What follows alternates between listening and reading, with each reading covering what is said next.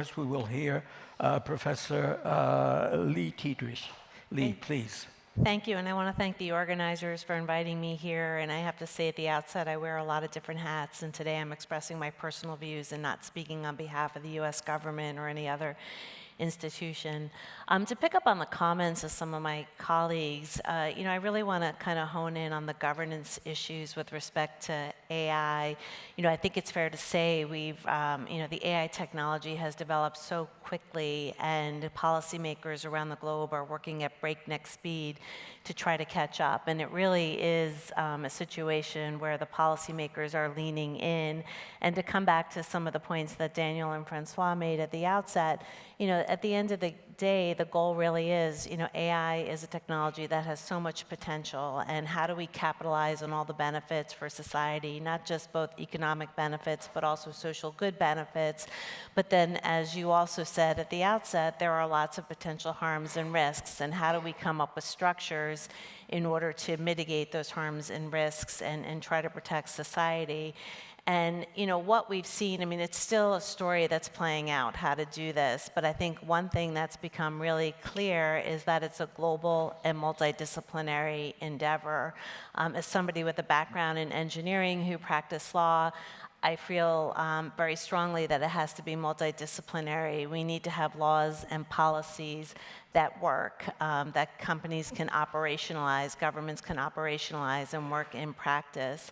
And because of the connected nature of our world, it has become a global game. And we are seeing that certain jurisdictions have really jumped out ahead in terms of the regulatory approach. I'm sure many of you from Europe are familiar with the EUAI Act, which is one of the landmark legislation that was passed earlier this year. And it's a very comprehensive set of legislation. The EUAI office and CENELAC, the European Standards Organizations, are working on trying to implement this. China has actually been pretty proactive in terms of adopting AI regulation. Other jurisdictions, including the United States, the UK, many Asian countries have taken a more deregulatory approach. In the US, about a year ago, President Biden had signed the AI executive order. We're going to have to wait and see what President Trump decides to do. And because of the need to create some level of harmonization, what I've seen through my work in the last couple years is that the multilateral organizations are playing a really important role in trying to create some level of harmonization. I think where we are today is different countries are going to have different laws, which is their prerogative. They need to adopt laws that fit their cultures and society, but we want to have some level of harmonization. And just to give you some examples of what we're seeing, the G7 has played a really important role with the Hiroshima AI process. They adopted principles, they've adopted a code of conduct. Now they're working at setting up a voluntary monitoring scheme, and they're working very closely with the OECD, who you'll hear from on the next panel. We've also seen a series of safety summits that have been held, starting with the UK at Bletchley Park, and China attended that, as well as Western countries, so it's another basis of collaboration. And through that, under the leadership of Yoshua Bengio, there is a scientific committee that is working on scientific reports to try to come up with some consensus around the science.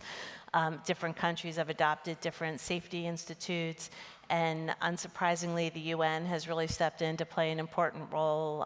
UNESCO adopted an agreement in 2021 around AI with, recently with the Global Digital Compact. The UN AI High-Level Advisory Board and others are going to be working toward establishing a scientific panel, and also be working on trying to coordinate governance. So, I think really has evolved into a global and multidisciplinary game. And I think part of what this also means for companies is, I always say to people, I can't tell you what the legal landscape is going to look like a year from now, but what I do feel comfortable saying is that it's going to change. So I think companies need to also have very much of a global multidisciplinary approach. At the design phase, you need to have your design and your engineers talking to the law, policy people, ethics people, and it has to be a continuous process to account for change. One of the issues that I've been working on, wearing my Global Partnership on AI OECD hat, is the impact of AI on the environment. And again, this also presents a lot of challenges and opportunities. Through the work that we've done through GPAI OECD, we've produced reports on how AI can be an agent to help abate some of the climate issues that we've been encountering, as well as biodiversity loss.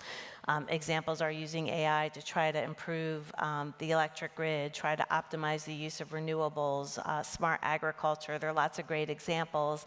But all you have to do is pick up the papers, and there are reports about the extreme energy demands of AI systems. So again, how do we optimize the benefits, mitigate the risks? And I think it all comes down to science. One of the things that we need are better measurement techniques so we can both measure the benefits, measure the impacts.